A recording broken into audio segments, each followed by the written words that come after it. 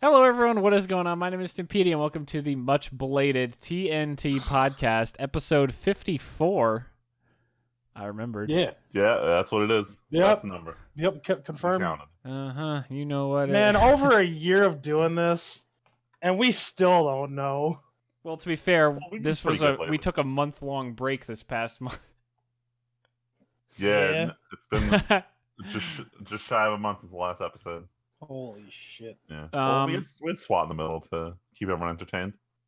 But anyway, we got a lot of news to cover and a nice topic to talk about, so we're going to get started so that we're not up super-duper late. Oh man, I wasn't even planning on adding Magic stuff to the podcast this week, since one of the last things we did was the special. But this is quick, I guess. Anyway. Oh, well, no, now we said it. I mean, it's been long enough that we can bring up both meme topics, if nothing else. Hey man, they're legit. We had a little bit of Magic legitimate news in the last month. This past Monday, we had a banned and restricted update for all formats. Resounding no changes to all. Everyone was a little suspicious that Wizards didn't comment on anything, but a lot of people are aware that the secondary market is super duper big on speccing right now for shit that's getting air quotes looked at for unbanning. Mm-hmm. So Wizards is remaining completely silent, which makes me think they are looking to unban something. So I'll just keep repeating that for the end of eternity until Stoneforge Mystic is legal in Modern. Oh my God, Freeman! I know I've shown you Pleasant Kenobi videos. Did you see his little jingle about Stoneforge Mystic? No, I didn't see it. I'll send a link to you when we're on break. It's like 5 seconds, but it's pretty hilarious. Yeah, nothing to report there. I mean, yeah, Modern seems to be in a pretty good place after the Team Pro Tour that happened, which was really cool to watch, actually. God, Team needs to happen more. Team is so cool. That's really cool. For those who don't know, and Tyler. Yeah, that's me. Normally, Pro Tours and big tournaments, like Grand Prix and things like that, they're one format. They're like Standard, Modern, or Legacy, because those are the big three constructed formats. Or Limited, because no one watches those. But they've started doing events ever since like 2 years ago when Star City Games on their own tour started doing it, and then Wizards kind of picked it up for the Pro Tour recently. Team events where 3 people make a team and one person takes each one of those formats, and you all sit next to each other and play against opponents doing the same formats on their own team. And the first team to win 2 of the 3 best out of 3 matches, like, oh, I won Standard, Freeman won Legacy, so even if our Modern guy loses, we still won the match. And they covered that at the Pro Tour, and they had like cameras set up where, oh, we're watching Legacy ended, let's just roll over to watch the Modern match from the same team. So it was actually really fun. It's really cool because there's always action, and it honestly highlights Modern and Legacy a lot more, which is really cool because Standard is kind of bleh. Gives exposure to all facets of what's good about Magic. Yeah, it's like, oh, this is a boring matchup. Well, instead of pretending that we're just kind of sitting waiting for this match to end, let's just roll over to a different format and watch that. It's probably the best spectator format. Yeah, for sure. And Nice. then this other thing, Freeman, did you read the article even? Yeah, I did. It was really interesting, so I wanted to talk about it. I read the Reddit headlines that people commented on. I didn't read the whole thing. So every year, Morrow does a talk about what they did right and what they did wrong in the previous year of Magic and the goals they're going to set going forward. For design. For design specifically. But this year, he did want to talk about how they have multiple teams that are more heavily integrated at different stages. So they've simplified the design process for Magic cards to cut out, he says, in like a month or 2 of development time per set, which gives them more time to actually refine the sets, which is pretty interesting. But I was really interested in seeing this one because the last article he did was a little bittersweet because it covered 2 of the sets in Magic that had probably some of the most bans we've seen ever, including the overpowered Kaladesh and then the set that shouldn't have had all those bans, but Amonkhet. Well, actually, hold on. No, it was more that Hazard caused bans. Anyway, point is, I was looking forward to this year's article because this year was they kind of turned a bit around with some missteps here and there. And Morrow did first start by acknowledging like the secondary sets were cool, but there was issues with, like, marketing and all these products have identity crises. But the one thing I did really like him taking out of this was with Dominaria, the big legendary theme, meant that a lot of the uncommon cards they had had mechanics they would usually reserve for rares because they don't want to increase the complexity on common. But given how well that set has done, he explicitly stated in the article, we're investigating increasing complexity at uncommon because we realize players are more than capable of handling it. Mm-hmm. And that's amazing because that means you get more cool cards that aren't stuck in the rare and mythic rare slot, which means that your general card quality per pack is I don't want to say it's better, but it's improved. Tyler, your mic just started buzzing. Oh no. Uh-oh. All right. But that was mostly the big takeaway from it. All right, there we go. No, Maybe it's just still background noise we're picking up. It sounds like a background thing. Oh, I know what the deal is. Is someone vacuuming? I'll be. No one's vacuuming. I know what the problem. Showering. All right. Oh boy. All right, here we go. And I'll just finish it up. He did not talk about Commander. He didn't acknowledge anything about it. So, all right, yeah, much better. So I don't know if he's going to save it for next year's because it kind of fell right when he does his design article, or if it's just one of the things where he's like, I'm not fucking talking about this. I wasn't involved in it. But we'll see what happens. Word. All right, so on to the next meme topic. Yep. The next meme topic. Time for Overdank. I don't know about you guys. I'm playing a lot of this game lately. Nope. Yeah, I don't know what the fuck happened. I for some reason, over the past month, I decided to start playing again, and I was like, "Yo, I'm gonna place in ranked," and so I got 2,800. Oh, and I was nice. like, "Yo, I'm the greatest." I'm about to get ranked just because the season ends in 6 days. Yeah. What the fuck's it called though? Yeah, I don't know. So the summer, what happened? The summer games are back. Yeah. More skins. Stuff's on sale that was in summer games last year. Yeah. Yeah, and really there's no new game modes. I still hate Lucio Ball. Yeah, everyone came in kind of upset that it's just Lucio Ball again for the third time. But I don't think everyone really realized the point of these festivals is that Blizzard just wants to flip a switch, turn them on, and you get to enjoy it once a year alongside just playing Overwatch normally. And everyone's demanding new content. And I think the idea behind the archives they did this year, where it was just a new PvE event every year, people are gonna want to expect that from the other events. So there's already people going, is Halloween just gonna be Junkenstein's Revenge again? And I'm like, yeah, well, calm the fuck down. Is that really why you're playing Overwatch for these weird ass shitty events? Yeah, dude. Yeah, that's why no, because they're like, oh, fucking Fortnite's got all the events. You gotta have these brand new different events. On top of that, there were complaints that there weren't enough new cosmetic items to unlock this year, because I think it was more than half the items were just player icons, which are honestly the shittiest to unlock in the game. Dude, it's just like League. Yeah, player icons. But a lot of things, and I really wish someone in the community would address this, is that not everyone has been playing Overwatch since launch. For a good chunk of the player base, this is their first summer games. So I think that needs to be, taken into consideration when complaining about what content is available. Just because you grinded out everything in the game possible last year doesn't mean it needs to be that same struggle every single year. I really don't mind. It's like if Lucio Ball is their thing for the summer games, it's like, all right, fuck it. That's just gonna be it then. I just won't play it. I'll play Junkenstein again. I think Junkenstein was cool. Yeah, that one's fun. Especially because they added custom mode to it. But I don't know what they're gonna do. What would you want them to do for Halloween that's this insane? Yeah. People just want more variety, I guess. Yeah. But in the end of the day, I guess the question would pose, I mean, I would if I were to be given the option of whether or not I want more skins or game content, I would always pick game content. But everybody lies to themselves. They're like, yo, I want, more skins. I want to show everybody that, my skins are the fucking greatest. Though I think what I'm going to do is, since I'm not the biggest fan of the summer skins, but I never contributed to the Overwatch cause and bought boxes, I think I might do that when Junkenstein comes around. I dumped boxes in now because I was not getting anything good from summer, and I had too many skins I won, and I managed to get the Roadhog skin. So nice. That one's kind of cool. So I'm probably just going to burn the credits on the Diva skin and call it a summer. Damn.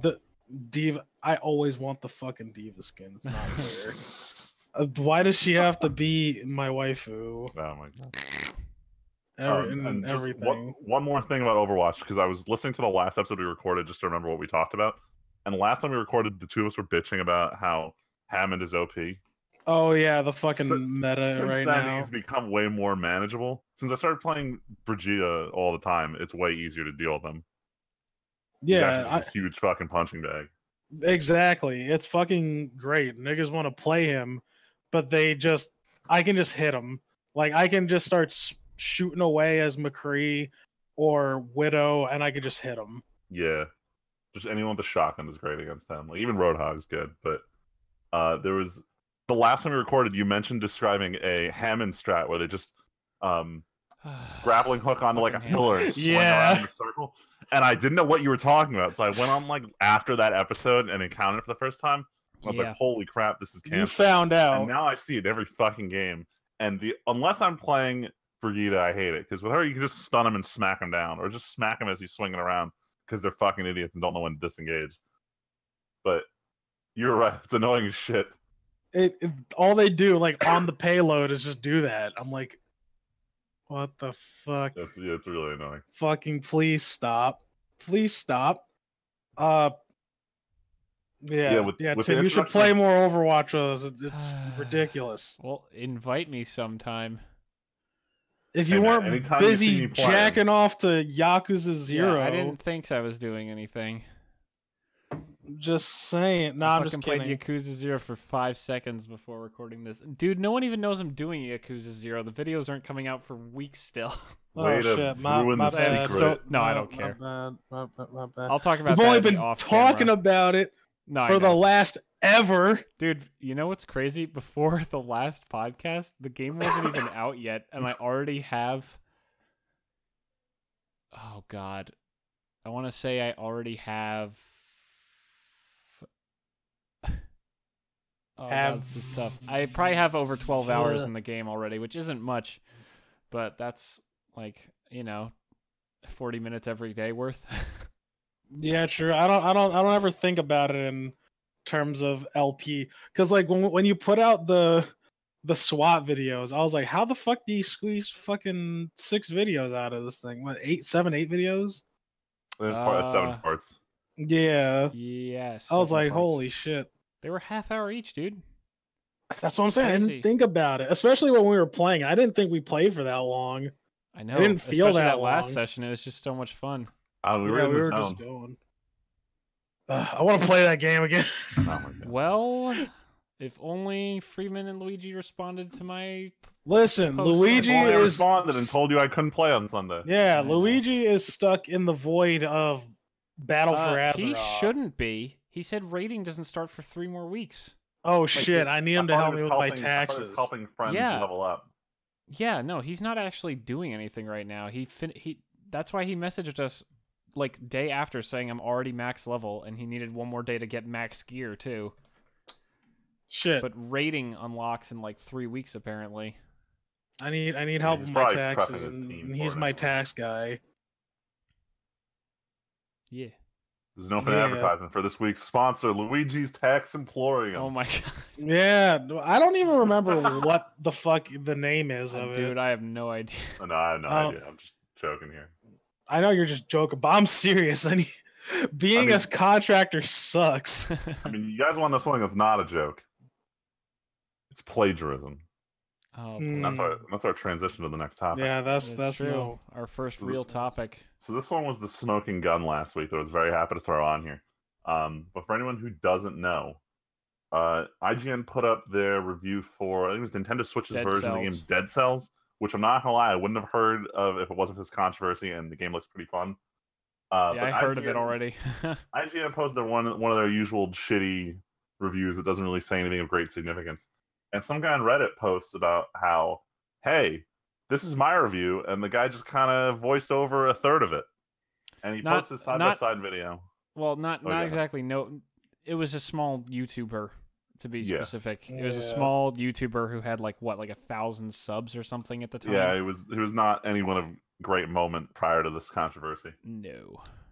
But he does his side-by-side video explaining, like, here are the sections where it's like a straight-up copy and even inaccurate information, where he's just very clearly trying to like change it up a little bit so the teacher doesn't notice he's copying your buddy's homework. But there are still plenty of lines that are exactly the same. Then it started coming out throughout the week that this is not the first review where he had plagiarized it. Oh no. And the worst part is he was like bragging on Twitter how this is the first one he like worked on his own. It's like, are you fucking kidding me? Like, you did. Yeah. You're bragging on this on Twitter. Shows how well he is as a writer. Like, So he goes and gets fired by IGN. Thankfully. And then he goes and puts like one of those bullshit apologies online where he never actually says he's sorry. Nope. No, it's great. That just means he won't ever get a job ever again, and that's okay. The funny part is everyone talks about how everyone who's previously held his job title has gotten hired by Nintendo for PR at some point. But, and he just blew like the best job opportunity because he was I think that's the lead reviewer for Nintendo stuff. Yep, he was. Not anymore, thankfully. Not anymore. So hilariously good way to get enough, got. Not only did he get fired from IGN for this, but he also challenged the internet to find more examples. Oh yeah, how dumb you gotta fucking be. And to do it that. goes back years into his shitty YouTube career where he was stealing like Kotaku or Polygon or something. Like, this guy has been plagiarizing for a long fucking time. Man, when you gotta steal from that's a shitty Kotaku, you already. I don't remember exactly if that's who it was. You're at the fucking bottom already, because Kotaku is literally the worst. Mm-hmm. In my opinion, it's worse than almost any other fucking news place ever. Mm-hmm. They're so shitty. Kotaku, if you're listening, you should shut down. You should shut down. I'm not joking. You guys kind of suck, man. Or agree to be bought out by the TNT Entertainment Network. Oh god. Oh my god. Please no. Yeah, you know what? I want to challenge the internet. No, maybe that's not a good idea. Listen to all of our podcasts and see if there's any plagiarism there. Go. I challenge you to listen to all of our podcasts. Yeah, I challenge you because I'll guarantee you we're too lazy to fucking research anything. Nothing's gonna sound the same. Like one or two quotes ripped off of Anime News Network and the weeb shit, and that's probably it. Literally, that's it. Probably. As TNT podcast gets shut down by the Anime News Network. Hell yeah, these assholes are plagiarizing the Anime News Network. They're tearing down our good weeb name. Ruining the. Jesus Christ. All right, maybe. Oh my god, yeah. But seriously though, plagiarism sucks. It's the same thing as stealing, actually. It is stealing. Yeah, what am I saying? Yeah, it is stealing. It is stealing. There's no bueno, and everybody's gonna think you're a fuck. Accidental plagiarism in college. Yes. So yeah. I have two good stories. One was I was caught plagiarizing myself because I accidentally submitted my first draft to the plagiarism review website. So when I submitted my final one, it compared it and found an 80% match in the database, and it was another one that I had written. Damn rip. I almost got in trouble for that. And the other one was we had to do like a very really like niche research paper for like just a 1 week homework assignment, but there were only one or two key sources on this particular like method of supply chain management. So almost my entire class stumbled on the same article. We all kept quoting it. It's the point where our entire class had about 60% commonness between all of our papers. Damn. And the teacher was very confused until he went to go look up sources. Like, oh, you guys use the only sources. That's some. You guys use the only. We almost got in a lot of trouble. We're like, well, what other sources do you recommend we used for this? He's like, oh, there's only like 2 real scholarly articles on this. No, we're like, exactly. The rest is all like Time Magazine, just like little blurbs and shit. That's funny. Kids, don't plagiarize YouTubers for Nintendo reviews. Yeah. Moral of the story. Do we want to go around and say our piece? I was your plagiarism stories. Yeah, so I didn't even mean to. So I was always very poor at coding, always poor. But like, I knew enough to change around code to do what I needed to do. And my professor was shit. I always asked her for help, and she was never available. And I was like, all right, well, I gotta fucking figure this out on my own. So I decided to make a snake game with like my own little caveats. And so like I found this YouTube guide online, and I asked her, I was like, hey, like I want to do this. I have my own caveats that I need to change. I need to change a lot of stuff in this code, but I just wanted to make sure that like this worked. And she's like, Tyler, I can't like, take this. I'm like, but it's not the final thing.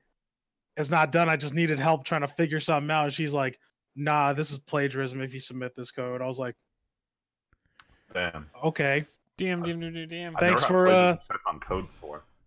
Oh yeah, it's a thing. It's a thing. Damn. I mean, if you think about it, like I guess straight up copy it. Yeah, but that's the thing though. It's like, man, this is what everybody else does. Everybody just goes to Stack Overflow and just right. copy paste that shit. No. Damn. But there have been many cases before like that though.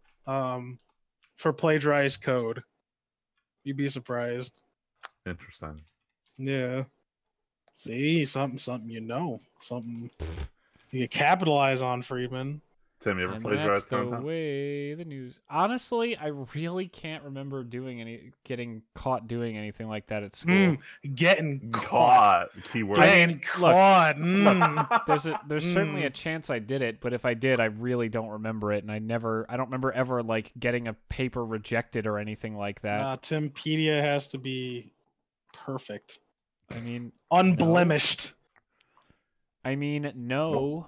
One day they're gonna find out that it wasn't your footage you were recording the whole time. It was just you talking over someone else. Oh dear God! I mean, well, exposed. I guess, someone comment. I did way back when I did a series of videos called Timpedia Holocron, back when I was doing like edited videos a lot more. I got video of people flailing around with plastic lightsabers that I just downloaded off YouTube. And they were supposed to be different styles. And people were like, you should give them all credit. And I was like, that's a lot of work. And then that was it. I'm like, that's a lot of work. Amazing. Actually amazing. Yeah, I know it's awful, but I mean, yeah. You should give them credit. No. Look, I know I should have given them credit, but I didn't back then, and at this point, it's kind of too late. No, what's their names, Tim? Justice for whoever the hell they are. Fucking know. Wow, ladies and gentlemen, your Timpedia. Yeah, you're doesn't not give wrong. a fuck. You're correct. You should go work for IG. Wow. Yeah. Right. Well, let's move on with this. We lingered way too long. No, fuck Tyler. The podcast canceled. All right, but seriously though, what is this? Life is Strange. NVIDIA is at it God. again. Oh, this they thing. have completely abandoned a normal number scheme once again to just start fucking up and jumping around with numbers. Dude, I saw this and I thought this was bullshit when I first saw this number. The GTX 1180, like a normal civilized company would, they decided, no, our new ray tracing technology is so good that not only are we going to change the GTX name to RTX, we're just going to jump to the 2080 because fuck it, why not? We want everyone to know how good this card is. Jesus Christ. Why does everything jump? So that said, not only is the RTX 1080 coming out in like a month, the 1080 Ti is launching at the same time, which I think is unusual. Usually those come at a later time when they're able to take better advantage of any hardware upgrades. But the thing about the RTX boards is apparently there's two ways to do RTX. Either you have one giant chip at the center of the die, or you have a bunch of smaller ones. They went with the bunch of smaller one route. But the thing is, you can get a lot more power out of a single chip. So everyone was speculating that the 2080 was going to use smaller chips, and then the Ti was coming out later when it's more cost-effective to use the large chip. But they're cutting that whole concept. The Ti is not going to have, and it's probably going to be saved for whenever they do the 2180 in like 2 years. But they did announce that the 2070 will be coming out at a later time, followed by the 60 and 50. So they're going definitely for the big, strong performers first, which means hopefully the 1080 doesn't stay expensive forever. I mean, the prices have been dropping recently. They have. Because when the I was looking Bitcoin at miners cards, gave up. yeah, thank fucking Christ. Because I was looking, because we were looking at cards at work because I had to replace one, and we like, so I was like, holy shit, they're not like $800 anymore. Oh yeah. This is amazing. But yeah, I don't know. I see it comes to one of those things where I want a new card, but I don't need one. Yeah, surprisingly, my 960 is holding up. Yeah, like I have a 970. My 970 does everything. Like it's been doing me well for since I got it, really. Except for those occasional days where it just drops Overwatch for no reason. Yeah, which I don't understand what happens. Actually, you know what I think it is though? I don't think it's Overwatch. I think it's Battle.net. Oh, Battle.net. Yeah, I think That because sounds reasonable. because every game I run so far on Battle.net has been dropping. So was it when I played Destiny 2, right?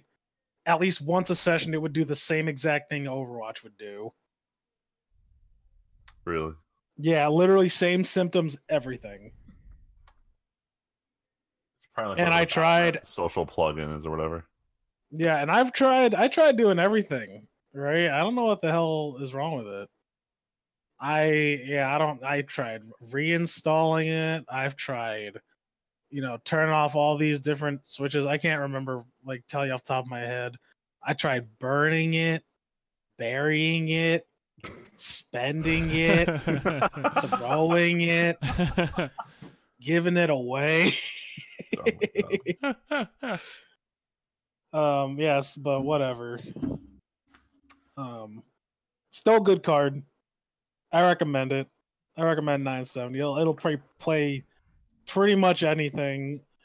Now, if I got into VR, I'd probably get into the 10 You probably series. need something a little better. Yeah. I think that the 2080 is so excessive. All the tech demos were just showing off reflective surfaces, and you reach a certain point where it's like, this is really annoying, and I just want to play this game. I just want to play Yeah, games, buddy. though. We'll see how important having the RTX is going into 2019.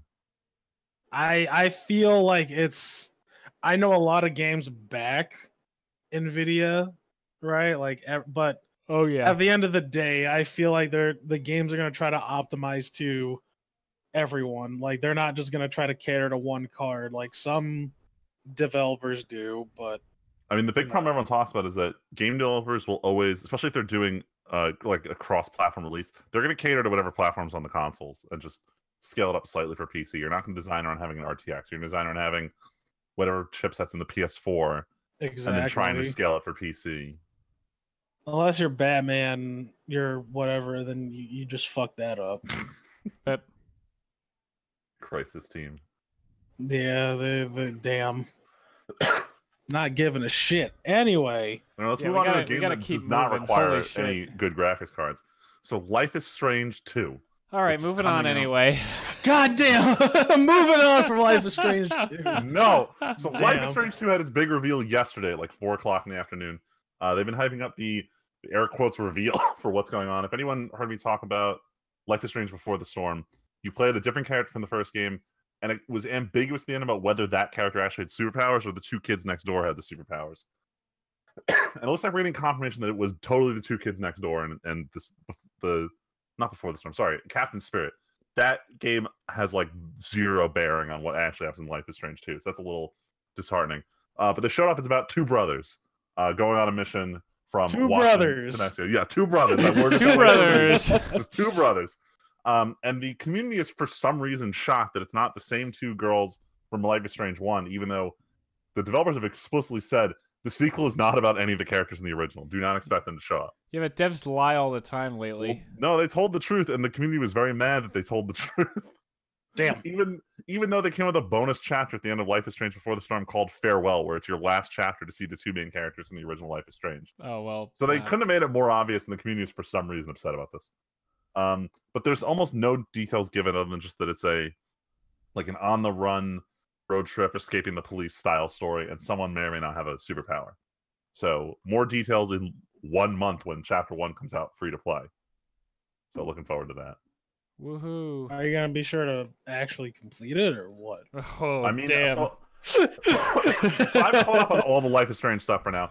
The problem was Before the Storm sucked ass, and that was why I wasn't looking forward to playing 2 or 3. Like when Life is Strange 1 was coming out, the week that it came out, I'm like, that's it. I'm not doing shit on Thursday. I have a very important thing to do, and I would sit down after work and play it all fucking night because it was so good. But Before the Storm sucked, and I was dreading having to play Chapter 3. So that's why it took me so long to actually get to doing it. So depending on how good Chapter 1 is will determine my pace for what I do when the other chapters come out. Gotcha. But I already pre-ordered on Steam, so I'm committed. All right. I'm not committed to. Jesus, no. Fucking Pokemon. Not this. Go back to being a mobile game for Nintendo Switch. You're just gonna keep calling out these titles every week. So, in order to keep the hype going, because why not? Nintendo decided that Gen 1 wouldn't be complete unless we put more shit that catered to the Gen 1 fanboys that we put into the last game we put out that catered to the Gen 1 fanboys. Woohoo. They decided that despite being a Red and Blue remake, Mega Evolutions are coming back. But it seems like it's only for the Pokemon they already did Mega Evolutions for. So there's nothing new here. It's just because, let's be real, most of the Mega Evolutions from X and Y were just Gen 1 Pokemon. So like they had a trailer, they showed off like Gyarados, Kangaskhan, Slowbro, you know. That shit sounds lame as hell. And then, you know, the starters, obviously, they all have Mega Evolutions, and Mewtwo's probably going to do it at some point. This feels like they're just rehashing all the shit they brought in for X and Y to get all the Gen 1ers excited. They're like, fuck, a Red and Blue remake isn't enough to get the Red and Blue fanboys. Nope. Like, we need more. We need to make them more excited about this game they played in 1998. Congratulations, Nintendo Game Freak. I really don't. I don't care. I don't give a shit. Next year's game better be a fucking masterpiece. It better be or Freeman's gonna be mad, 3, Nintendo. Or I'm gonna be pissed. No, I'm gonna be right there with them. This is horseshit. Yo, they're actually. This is literally. This is inexcusable. The worst part is they're having very vague interviews because they're getting a lot of criticism of the fact that there is no wild battles and it's all just catching. Like, I don't want to catch 5,000 Pidgeys to level up my team. I just want to level up my team. So they've made a lot of very odd statements about whether or not wild battles are returning.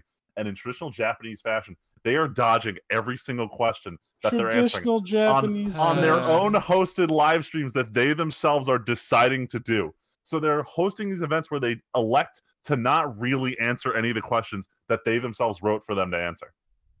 Like, this is the weirdest publicity shit I've seen in a long time. And it's concerning. Yeah, man. What to make of this anymore? It's called Nintendo is trying to make money. They ain't trying to make games. They're trying to make money. Yeah. Damn it. I mean, granted, they still make some decent games. However, speaking of a decent game they're making. Oh, yeah. I ain't buying this, though. Oh, I was going to move to the next one. Smash Bros. Yeah, I know. That's what I'm talking about. Oh, you're not buying Smash Bros? No, I'm not buying Smash Bros. Oh, man. I'm disappointed in you. So that's fine. I'll tell you why after. Will you at least play when I bring it over? Of course I'll play when you bring it over. That's a good enough answer. But it was 2 weeks ago we were supposed to do the podcast. Nintendo had a direct on the day of the podcast announcing a new character, and they're bringing King K. Rool from the Donkey Kong series. So we now have got more villains than we could have possibly asked for in this series. Oh, wait. What? Do you hear that? Do I hear what? That's the sound of crying bitch boys. Oh, my God. Not getting Waluigi. Hear their fucking cries all over the place. In the distance. They're wah. Oh my God. Yeah, but no, people have been asking for K. Rool since Melee alongside Ridley, so no one's disappointed by this. That said, the retards love Waluigi were disappointed by this, but it's not happening. Damn. Just calm down. There's no Waluigi. There's no Waluigi. And you know what? I hope. My one buddy was like, yo, it'd be hilarious if they release Waluigi like day one content, but they make you pay for them. Like a $10 DLC and he's the only one. Yeah. Literally day one DLC, you have to buy Waluigi. Oh my God, that'd be so stupid. I would laugh my ass off. And motherfuckers would do it. Oh yeah.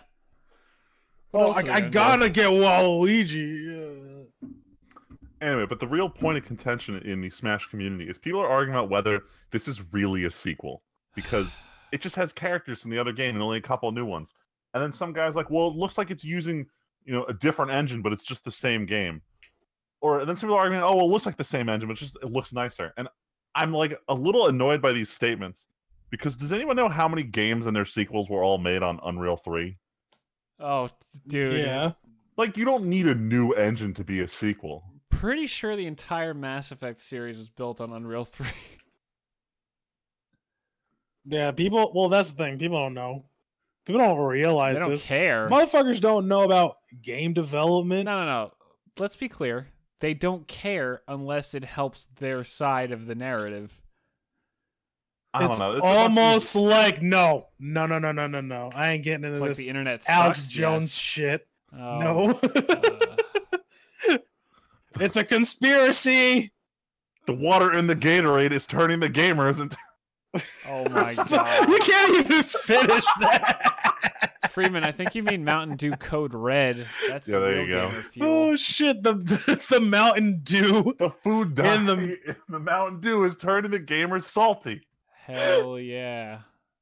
But yeah, it's really annoying. I think Oh. it's just a lot of like Smash 4 fans who don't want to admit that this is going to be the real game that everyone moves to, and they're like, "Nah, it's just a shitty remake. Play the original." It's 'Cause gonna that's do everything right. It's doing everything right. It's got all the characters. So It's doing got all the tweaks. maps. It's got a map maker. Got They're like shit tons of music. it's got Everyone's shit here. tons of music. Everyone is here. We got your GameCube controllers, you fucking weebs. They're making everything. new ones for it. We got everything. They're also making Everything. game controllers that end in a USB, like normal style USB. So you Yeah. can use that an adapter. Yeah, see? They're Literally gonna- everything you want. Everything is here. Yeah, so Except for I all don't know. money. It's not enough.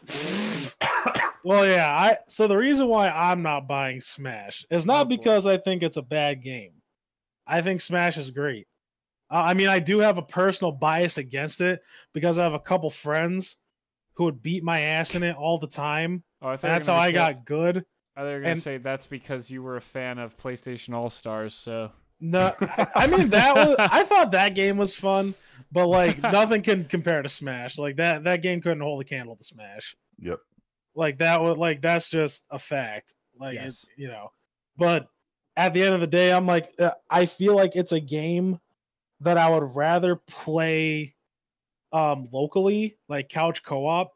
And right now I don't have enough people coming over to my place to play Smash. mhm. So that's how I'm feeling about it. If there was more of a single player aspect of the game that I know I would enjoy, I'd probably get it. But at the end of the day, I never played any of the other games online. Like I got Brawl, and playing that online was stupid. And I found Yeah, myself it not kinda playing. Yeah, I found myself not playing Smash at all unless, I Peeps. went to someone's house. I So agree I'm with you like- 100% about that. Yeah, so But like you know what that's the just difference me. is? What?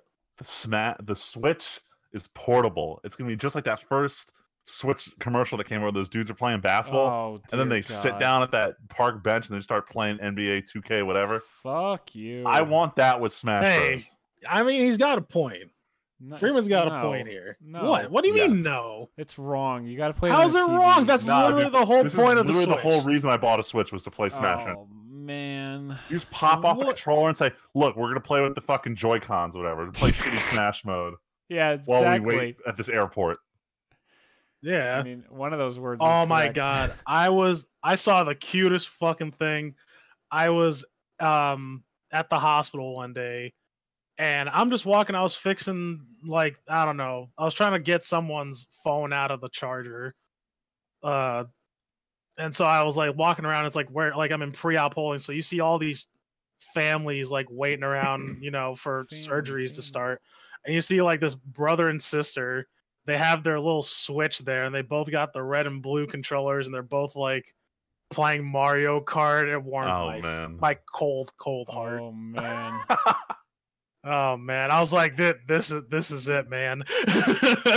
This is what it was meant to do.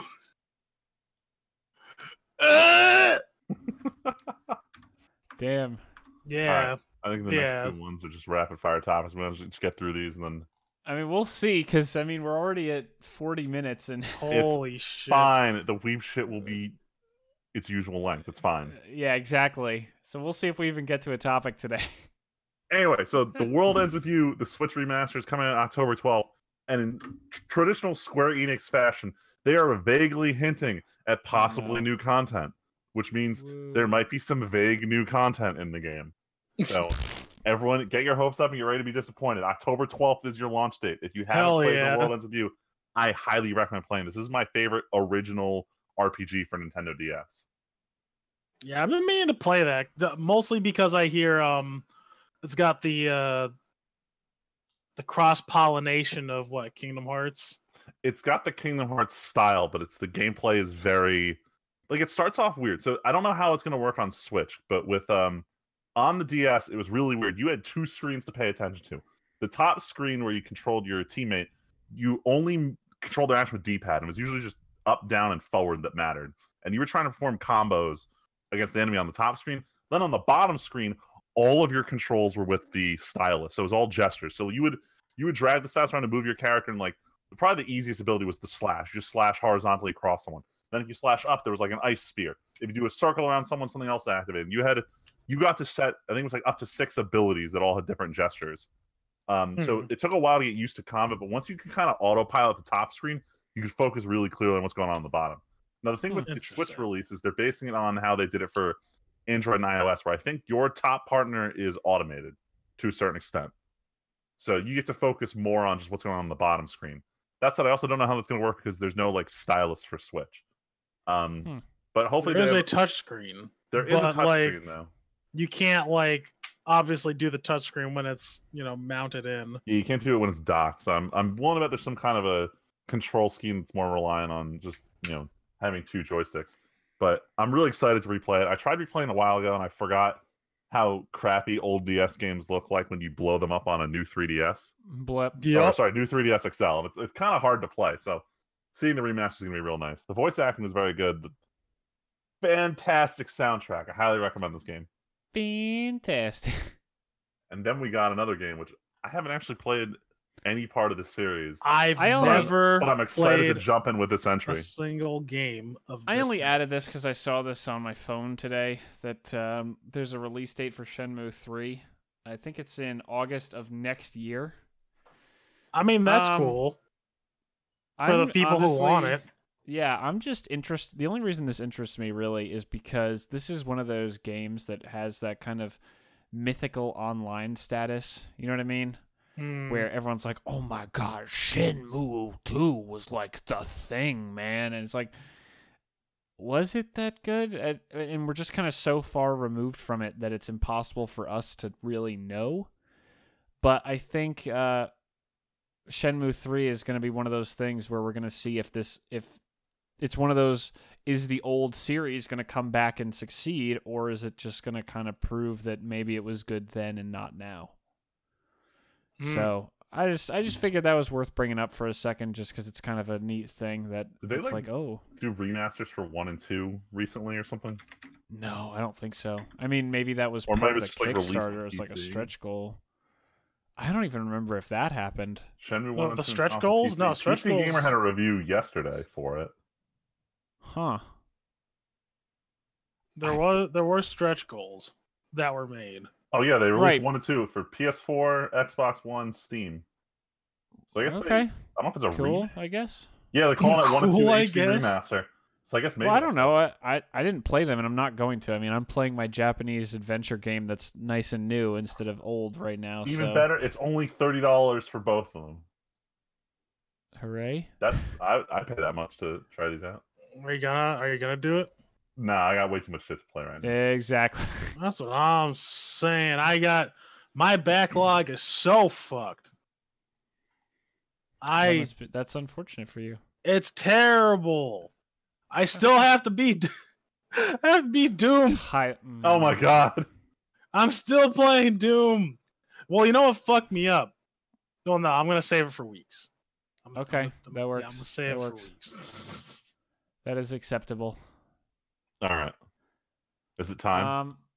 Yeah. Speaking of Japan, It's time for the weeb shit. Oh! All right, just rapid fire all these. So we had the One Punch Man controversy in the last 3 weeks, or as I like to call it here, Two Punch Man. It's One Punch Man season 2.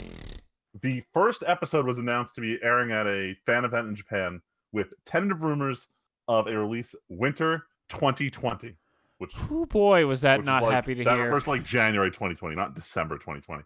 Doesn't matter. That's disheartening that the first episode is already ready, but the rest of the show isn't ready to come out, which led a lot of us to think that JC staff, the studio that called in the PowerPoint company and said, hey, we need season 3 of Food Wars, just didn't have the animation staff to pull off a season of One Punch Man. Mostly because a good chunk of this crew that worked on One Punch Man is now part of the team that permanently works on Hero Academia. Yeah, There's been a shortage of the freelancers. But then they came back with Viz Media, and Viz Media had a big press conference the following week, nailing down like the real release date, and they settled on, was it April 2019? Yeah, I'm pretty sure. Which it's is soon. Much more bearable. It's within the year, and I can wait within 12 months for One Punch Man. Oh yeah. Just having a definitive date from the official like worldwide release company is a lot more soothing than the Japanese companies that don't want to settle on an official date until it's coming out tomorrow. Mm-hmm. So that's the good news. But then on to the bad news that's literally going to kill anime forever, and no one's going to survive, just like every time I complain about anime ending. Oh boy. So AT&T bought the parent company of the parent company of Elation Media, who owns Crunchyroll. So by extension, AT&T now owns Crunchyroll.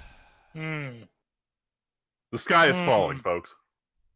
The water is turning the weebs gay. There's nothing. I mean, that's that's always been a thing, but yes. Well, no, we've already known that's not an issue. What's going to happen? Probably nothing. I hope not. Elation's already ruining Crunchyroll, so it probably can't get worse than this. But don't be surprised when prices go up next year. Stop. I know, right? Time to die. Just bring on the suffering. That meme, guess I'll die. Guess I'll die, yeah. Guess I'll watch anime. But moving on. Earlier in the year, for anyone who didn't know, Digimon Adventure, the original Digimon series, for the 20th anniversary, they brought back all the original characters for a 6-part movie series that ended last year. And that was the new Digimon sequel. But since it took so long to release those movies, it's now the 25th anniversary. So they're going to create a new Digimon sequel. A sequel to the 6-part sequel movie series to the original series they just finished releasing. So they showed off the character designs, and the original series, they're all in like elementary school. The 6-part movies, they're in high school. Now they're in college, and everyone's redesigned to look a lot different. It's a lot sleeker, more like current anime style. And I'm curious where they're going to go with it, because I also haven't seen the 6th movie that wraps up this bizarre-ass plot thread they started. But they're milking that. Digimon franchise is actually doing pretty well, because they just showed off this new hybrid video game that's part visual novel, part strategy RPG, all with the same Digimon everyone knows and loves. So everyone's actually pretty excited to see what happens with this. I think the franchise is doing well, considering how shitty it's been lately and how no one really cares about it. These things are somewhat reasonable. Yeah, I haven't thought about Digimon. And hey man, that was when I was a kid. That was what I looked forward to on Saturdays, just turning on Fox Digimon, Kids and watching Digital Monsters, and trying to figure out what part of Digimon season 2 I was watching. Fucking Fox Kids, what a solid block. Yeah, actually good content, as opposed to just another season of Yu-Gi-Oh on Kids WB. Nah, man, come on. Oh my god, you just reminded me, Freeman, did you see those 2 animated magic videos that came out last week on the subreddit? No, I didn't. Fuck, I gotta send you those too. Oh my god, those were fantastic. No, anyway, off topic, but very good. In honor of Tyler watching Evangelion again, I'm going to get to the Eva news right now. Oh, yeah. Wait, so Tyler, do you know anything about the Evangelion rebuild movies?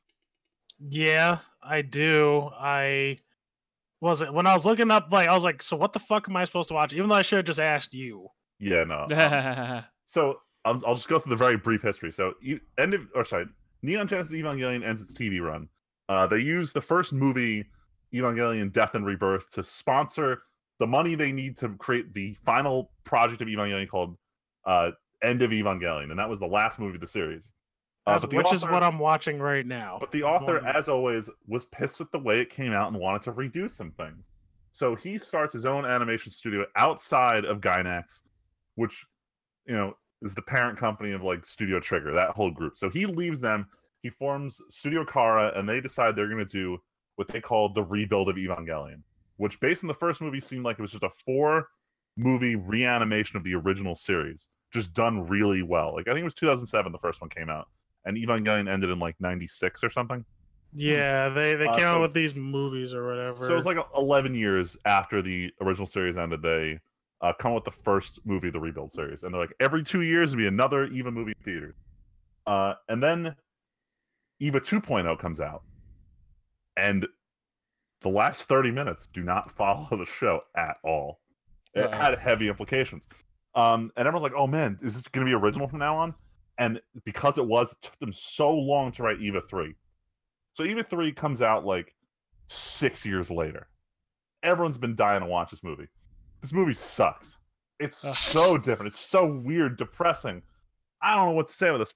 And it was so depressing for director Hideki Anno to write it. He's like, fuck it, I don't even want to do 4. Like his original plan was you come up with 3 and then a week later 4 comes out because it was going to be like an addition to 3.0. And that's the reason why they don't call it Eva 4.0. They call it 3.0 plus 1.0. It was Jesus supposed to be this addition, so you just like leave the theater, you come back Kingdom Hearts naming, and you see the next shit. But he got so depressed at the end of the writing process, like, fuck it, I don't want to write the sequel. And his friend's like, oh, come on, you still want to be ready? Oh, they're going to let you do Godzilla. Go do that. And he's like, fine, I guess I'll go do Shin Godzilla. Jesus Christ. And doing Shin Godzilla, he had just enough fun to convince himself to go and actually write Eva 4.0. So they finally come out with a release date. It's coming out sometime in 2020. That's right. Yeah. The movie slated for release in like 2017 is coming out 2020. At the worst part, and this is the biggest thing, and I won't shut up about this, the time gap between the first rebuild and the last rebuild movie is larger than the time gap between the original series and the start of these remakes. Jesus. Yeah, now that you're thinking about it. Yeah. Boy. So fucking long to release these. I don't know. I had a lot of fun watching. Oh, yeah, go for it. Sorry. That said, I cannot wait for this movie. Damn.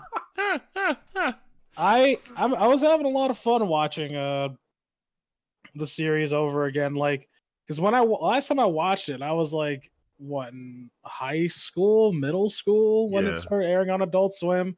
So like a lot of the shit just kind of flew over my head, especially like when it gets to the end and all the thoughts are. I remember I was like, what the fuck is going on? Yeah. Why is everybody saying congratulations?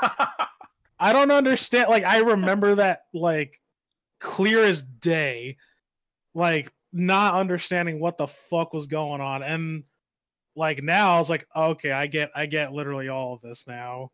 Yeah. This is just retarded. It was the same for me. The rewatch was just way more enjoyable. Like, the first time I didn't get anything going on because it's not very explicit. There's a lot of subtext to what everyone's saying and doing. Right. It makes way more sense when you already understand what, like when you know the plot, it's easy to figure out what's going on behind the plot.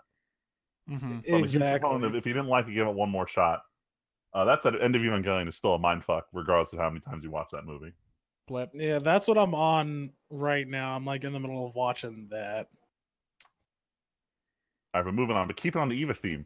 The Evangelion original anime has a very distinct opening theme. It's probably one of the most famous anime songs to ever be written. I think it's still the most sung karaoke song in Japan. But the original writers who came up with that theme are coming together to write the new JoJo opening theme song. Oh my god. It's not going to live up to this hype. It can't possibly, but that said, I'm very excited. Because they're also getting the singer from opening 2 who was straight fire. So I can't wait to hear the song when it comes out this fall with the new JoJo season. I forgot I put this like smack dab in the middle of the news about making Val cry watching anime. Alright, so that was my achievement for last week, or 3 weeks ago, was Val asked me to recommend her anime, and I forgot. Yeah, it's been happening a lot in the last few weeks. And I forgot that like Val cries easily, so I didn't vet my picks. I didn't think about it. And I sent her a lot of anime that made me tear up a little bit at the end. little did I know these anime were like making Val cry hysterically on episode 3 dude, of of course. 22. So I made some critical mistakes there. Hopefully Yeah, she enjoyed these recommendations. But now I got to be super careful with every show I tell her to watch. Hopefully One Punch Man does not. Actually, no, I hope One Punch Man makes her cry in the next episode. Oh, it sure won't, but I'm going to make her watch it anyway. I cry every time. Tell you weren't on, but she just does not enjoy it. Oh, God. But it's only 12 episodes, and we're already on episode 9, so that's fine. she's She's just not going to going have to finish make it. it through much more. And but the last piece of news on here was Kakegurui, Compulsive Gambler, the weird show. Wait, you didn't actually talk about what you showed her. Oh, do you want me to talk about that anime? All right, listeners. I mean, that was the whole reason you brought it up. No, I just wanted to brag about making someone cry from watching anime. That was the point of this. Listeners, the show that I recommended to Val was called Your Lie in April. It's a show about. Wait. Oh, the piano thing. Wait, what do you think I'm talking about? I thought you were talking about camping. Oh. Because that also did it. No, that. Damn. Wait, no, For a she different cried during reason. the camping anime? Well, I'm pretty sure she did for a different reason. It was more All right, just... so Oh story my time. God. I recommended her Your Lie in April. Notably sad anime. But it's mostly sad for how it ends. That said, it hit her like a truck. And she's crying like episode 3, where it's just like a little bit of like happy moments. I didn't realize it was going to set her off, but like there's a lot of heavy moments in that show. It's a show about this kid who quit piano after his mother died. I think they're in like middle school or high school now. The point is, he starts getting back into music when he meets this very talented violinist, and she's trying to like, pull him back into the music world. It's the story of the two of them, getting to know each other. Translation: it's romance anime, but it's got a sad little twist on it, and it absolutely ruined Val. And she's like, Freeman, I hate you. Send me a show that I won't cry during. So I went in and I took the most wholesome anime ever made. All this show is, it's 22 minutes of just cute high school girls talking about going camping during the winter. And then they go camping during the winter, and it's just about sleeping bags and making fires and cooking food and just looking at the stars at night. There's no plot. It's literally just comfy moments. I did not watch all of this. She turned on like the last 2 or 3 when they're planning the Christmas camping. Hell yeah. While we were going to bed one night. So she cried. I saw the end. Just show her No, Black not Lagoon. really. She ain't gonna cry during that. Oh my god. There's no way you can cry. Not like heavy duty or anything, but just kind of like satisfied, like this is so wholesome, that kind of thing. Look, this was both me and Luigi approved for wholesomeness, so it was. This was the big gun. I didn't have anything else that could make anyone not cry during anime. If she cried during this, then I'm defeated. She's just gonna have to. No. She'll probably yell at me for that not being true or something, but it wasn't a bad thing. I thought it was a fun little show. I was like, this isn't bad. This is very wholesome. I enjoyed it. It was good for just like zoning out before going to sleep. Isn't this supposed to come back for season 2 eventually? It's getting an OVA where they go camping on the beach. Oh shit! When's that coming out? I think one of the episodes is already out. I don't know if it's subtitled anywhere though. What? It's probably on like one of those 7 Seas websites I can't disclose. I mean, websites. I mean, I talked a while ago, or I told you guys a while ago that I sailed for the 2 OVAs for My Hero that none of us had watched. Oh yeah. Yeah, I'm in the middle of catching we even up. came home last time. Oh, you're still catching up again. I don't know if I wanted to go Listen, watch I gotta anime do it discreetly, okay? and Why? go anime. Go anime. It's like, God damn it. Oh my God. On there. Because I don't want to get flamed. You're not gonna. I'm pretty sure we're past the point where catching up from her is ever expected to No, happen. she's gonna flame me. I cracked a joke about playing The Walking Dead because apparently that came out, and I didn't realize it while she was gone, and she got really upset. Fucking God. All right, this isn't a conversation to have on the fucking podcast. Anyway, Yeah, I know. Mid-season roundup. Wait, hold on. Anyway, so Kakegurui, Compulsive Gambler, the show that was held hostage by Netflix for like 18 months, is getting a season 2. Expect Netflix to hold it hostage for another 18 months. Damn right. That was my one bit of news there. I'm still butthurt. When you about say that. hold hostage, you mean it's only on Netflix? Where or Netflix what? owns the international rights to it, but they refuse to release it until it's done airing, and then they can proceed to dub it in every language they know.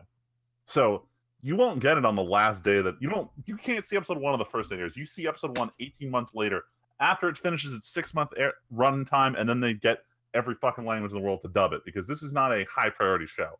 Their current high priority show is most likely Seven Deadly Sins Season 2, which they're sitting there waiting for it to end so they can release this dub. Oh my god. Because that was a big show for them. I think Val started watching that and I didn't recommend get... it to you guys, but I forgot Oh, how yeah, weird then the there was first episode is. Yeah, there's a talking pig, and Val's like, this is stupid. I'm just gonna say the fights in the second half of that show are like, this is like top 10 anime battles type fights I'm talking about. Damn. It's real good. The show has a problem where it starts off with the main characters are OP, so the author's like, oh, I just need to make everyone OP. And that's when the fights get really interesting, when everyone has busted superpowers. I feel like you told me this when I was like, Val thought this was dumb. I feel like you told me that. Yeah, that's the saving grace for it. It ends up as a good action show. Even though there's a lot of sexual harassment in the early episodes. Oh my god. Oh no. Oh no. Don't worry, it's fine. It's like Master Roshi level sexual harassment. Oh my god. Oh, show me your belly button. Oh. On to the mid-season roundup really quick. Listeners, if you're excited to hear about new anime to watch this season, I'm just going to run through some stuff real fast.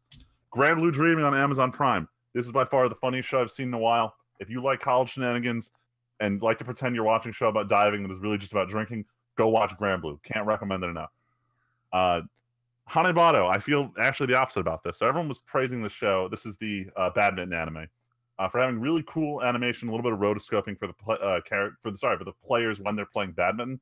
The problem is there's so much drama that I don't give a shit about the sport.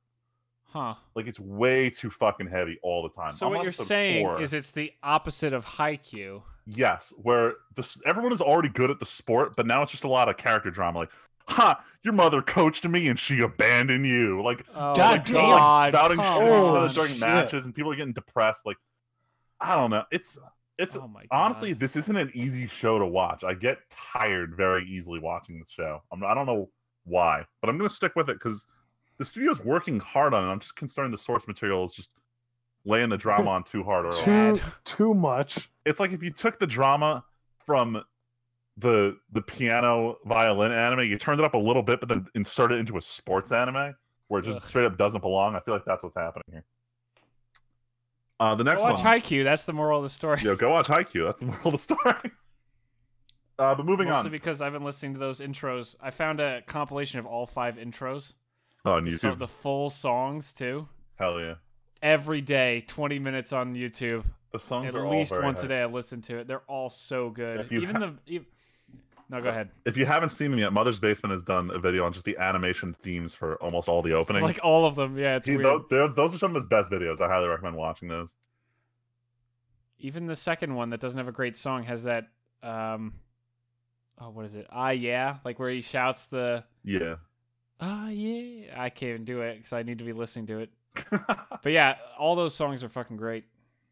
Go watch Haikyuu. Anyway, keep going. Anyway, moving on. Cells at Work. This was a fun comedy series. I don't know if I described this before, but they anthropomorphize every part of the human body, mostly cells, and it's just a every week's a new adventure kind of thing where you follow around this one cute waifu girl, red blood cell. She carries oxygen around the body and gets attacked by germs. And then gradually, the cast of JoJo's Bizarre Adventure shows up as different variations of white blood cells to fight the germs. But the thing is, it's accurate to how the human body and immune system works. So much that this week's episode dealt specifically with how the body handles discovery of cancer cells. And cancer researchers chimed in in the episode review saying that this episode was way more accurate than we expected it to be. Dude, this sounds like Food Wars where they go all into this shit. This sounds like the Food Wars. The narrator cuts in multiple times to explain to you like what the killer T cell does when it detects a cancer. But it's like honestly at times it feels like info dump. But it's this is like My Hero when what's his name Present Mike, even though he's not in the show at all right now, still describes new quirks each time. Yes, that's the best part. Honestly, my favorite part of that running gag was the one time they had to actually introduce his quirk. They had Eraserhead introduce him. Oh yeah, that was. Oh god. Anyway, moving on to the good stuff. Attack on Titan is getting real freaking good. Titan is on like a 2-week delay compared to the rest of the season, so it's not even halfway through its first half, and it already had like 2 of the best episodes of the season so far. If you are not caught up on Titan, I highly recommend watching it. This is some great like Womp tonal womp. shift. I know. I hear. Go I hear. watch Titan. I hate my life. Yeah. What? Honestly, all right. Here's the fucked up thing. I actually kind of forgot that it came out. So that was my fault. It wasn't some Tyler. like, oh, I gotta wait for Leslie to catch up, but like, Tyler, yeah, I Titan forgot. all the time on the weeb shit. How could you possibly forget? I have no excuse. I think my brain is I don't know, man. I got nothing. Now's the time to be watching Titan. Flat. Yeah, I know. I started what was it? Well, I think earlier I started trying to catch up on My Hero, so I want to try to catch up on that too after I'm done catching up on important. My Hero. Anyway, speaking of My Hero, It's been spicy. it's been pretty good. I like this arc, but Dude, so many emotions last week. there's some mysteries going on. I want to know what's going on with what's his name? The Air Blast dude. What his deal is with Todoroki? You mean the greatest hero we've come across He's yet? by far the greatest rival we've met. I love this guy so much. Tyler, how far in are you? I literally just got to that part where they have to all play tag with the balls and like. Did you? So you saw the whirlwind guy? I saw the whirlwind guy. I know what we're talking about. I know what you're talking about. He's fucking OP. I love him. He's the guy whose outfit is so complicated and over-designed. The manga artist doesn't like drawing. Jesus. Oh my God. I saw that on the subreddit, I think, when the episode came out. They're like, yeah, his design is so complex. The guy doesn't like drawing him directly in costume because he has so many pipes and tubes and everything. He's got so much steampunk shit on him. So this is like not the first time this has happened in manga artists. I don't know if you guys watched original Naruto. But like 50 episodes in, Sasuke gets this really cool outfit. And the author's editor made him change Sasuke's outfit back. So he's like, you're spending like half the time you're supposed to be working on this manga drawing Sasuke's fucking outfit in the fight scene. Stop it. So this is not the first time it's happened to artists where they come with a really cool outfit and they're like, fuck, not to draw this in every panel for the rest of the time. That's pretty amazing. But for Hero, the dub trailer came out. I'm not the biggest fan of the dub, but it feels like a quality dub, so I'm gonna say it looks good. The movie itself looks interesting. I mean, any trailers for the movie yet? Except for Chris Sabat, I'm always depressed to hear everyone else's voice. But what? Except for Vegeta. Yeah, look. It's more like hearing Jean-Louis Armstrong than Vegeta. Yeah, it's Armstrong. He's an Armstrong. Yeah. That's great. But the only problem with this movie coming out is that next week's episode is 100% filler that's just going to be essentially advertisement space to go see this movie. So My Hero, go to how's the that polls. possible? They're in the middle of a test. Go to the movies. Right, they're going to pull a Bleach and have an episode happen just in a different time in a different place. And just not line up with the timeline. Say this? Yeah, I gotta love it. They do this all the fucking time. Every Bleach movie, every Naruto movie, you would leave the current canon arc to have an episode that somehow tries to get you interested in the plot behind the movie, even though it doesn't matter because the movie is just about someone learning a new special attack that they're only going to use once in this movie. I still don't know anything about this movie, but I still know that we're going to try to see it twice. Oh my God. Jesus. Hoping to see it once. Well, we want to see the dub and the sub, and by that I mean I want to do that, and hopefully Val comes along for the ride. But the tickets aren't even on sale for 3 more days. It's weird. So they were secret about which theaters would have it until tickets are already on sale. Is this their word about scalpers? Yeah, well, I want to fucking know if I can even see this in my town. I don't know where. I mean, it's Ohio, start so listing I mean, yeah, there's a chance you might not be able to find anything. Anyway, I was gonna say how. Oh, sorry. Go ahead. No, go ahead. I was about to power through the rest. You wanted to say something else about Hero? Oh no, just anime movies in general. I've said this before, but I like to chime in. Is that it's just like they're just mad at me.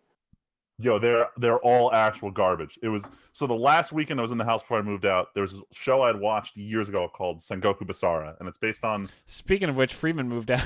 It's based on this Capcom video game series. It's basically just like Dynasty Warriors, but it's just anime versions of historical Japanese figures. The point is, the movie actually sucked because there was no points in the movie. Everyone fought No one died and nothing of significance happened except like a bunch of flashy special techniques. Fuck anime movies. If it's from a series, I guarantee you it's not going to be good. Except maybe the new Dragon Ball Z movie. That one might be. Anyway, rapid fire the last three in here. Persona 5. The anime has picked up. They've completely ditched any kind of concept of showing combat in this show and have just gone full in on the character drama plot elements, which I think is their strong suit, because showing the game combat has been the actual worst part of the Persona anime series. So it's definitely stepped it up. There's no fucking way it's only 24 episodes. They still have like 50 hours of like gameplay, and I'm talking the story part that they need to adapt into what's now 5 episodes. They haven't even introduced. They haven't introduced 2 of the main characters, each of which has their own character arc before they introduce the main villain. I'm calling it now. This is a 37 episode anime. You don't get these too frequently, but they exist. That's my bold statement. We'll see if it happens. Moving on to Steins Gate Zero. Bold move, Cotton. Steins Gate Zero is very good. If you haven't seen Steins Gate, go watch it. Tyler, stay away. It's time travel. But yeah, I heard. But in the dubcast, Ashley Birch, who I love her from Life is Strange, she announced that she is leaving the dub of Steins Gate Zero, and what it sounds like is she just can't do the whole simul dubbing style where you come in once a week for 30 minutes to record. Because when they did Steins Gate, the original, they came in and they recorded the whole show in one go. So I was like, you come in for a week, you do the whole thing, you leave. And I guess she's trying to be involved in some other projects that won't allow her to be in Texas to record 30 minutes a week. So she's stepping away from it. We don't know if she'll return for the Blu-ray, DVDs. It's rough seeing like an iconic voice for a show just suddenly disappear. So I know fans are very disappointed about that. I'm a little annoyed because everything I love Ashley Birch, and she walks away for some reason or another. Wait, Ashley Birch is in the same Ashley Birch that does Hey Ash, What You Playing? Yes, that's the one. Oh, shit. Yeah, she was Chloe from Life is Strange before the voice actor strike. I forget that she's a voice actor. Yeah, I forget too. I just always remember his awkward girl from Hey Ash, What You Playing? Yeah. Oh, man, that's kind of crazy. That's kind of cool. But she also stepped away from Attack on Titan as well, so someone else is going to voice Potato Girl this season, most likely. And then last but not least, I finished watching Full Metal Panic 4, or Full Metal Panic IV. I really loved it. The problem is it's begging for a last season to cover out the entire series, and we don't know if we're ever going to get that. It was 13 years since the last season, and it was a miracle they even made a 4th season. So I was so happy to see it, but at the same time, I was so depressed because I'm like, oh no, we're not going to see a conclusion. Oh, no. That sucks. But that's it for the weeb shit. Wow. If that's you liked amazing. any of these anime, comment in the comment sections below and let me know how much of a piece of shit I am for being a weeb. And hopefully I'll respond. Yeah, Freeman and Tyler both are also in the comments like I am, so. Yeah, I am in the comments. I also respond, I would think, pretty frequently. Yeah, you've both responded to stuff directed at you before lately. Like, especially since SWAT came out. So, like I said, we've already been going for an hour and 15. Let's just do, because we haven't been on air for a month, so let's just sum up what we've been doing for a while. Yeah. And that'll probably take like a good half hour or so, and then we could just call it without a topic, and we'll save that for next time. Yeah, I'll talk about favorite Marvel movies next time. Yeah, so next time we're going to talk, because I can't actually find the comment, but I thought there was a comment a while ago asking what our favorite Marvel movies were. So we'll come up with something to talk about Marvel movies that we really enjoy for next time. Spoiler, it's Howard the Duck from 1980 something. I know that's a Marvel property, but what? It was a movie. Does that actually have their logo on it? I know it's a shitty movie. It's gotta. We're limited to Marvel Studios, right? Yes, Marvel Studios production starting with Iron Man 1. Oh, so I can't talk about how good Spider-Man 2 is, right? And I can't talk about Captain America and how he just says, "Hey, look over there," and then he steals someone's shit. What are you talking? Do you don't remember that Captain America movie from the 80s? The Red Brown one? Yeah. I only know that because of fucking Spoonie. Holy shit. Yeah, it's great. Well, no, where else did I see it? But like, there's this gag though where he goes, "Hey, look," and then they like gets the person to look away, and then he steals their fucking car. I mean, there's also a bit in that where he like opens a valve on a pipe and oil starts shooting out, and he sprays oil out of this like low pressure pipe at these guys, and they slip and fall. It's great. It's like Captain America. Captain America. Oh Right. my god. Anyway, so Friedman, what have you been doing for the last month while we've been gone? Oh man, what have I been doing? I haven't been playing Octopath Traveler. Weirdly enough, I put it down. I want to get into it again. But in the last month, I don't think we've actually been on air since I beat Life is Strange: Captain Spirit. I think last time we moved away. Talked about. I don't remember if you had Moved away. finished I'm going it in chronological order. So I beat Captain Spirit. I caught up on all the Life is Strange shit.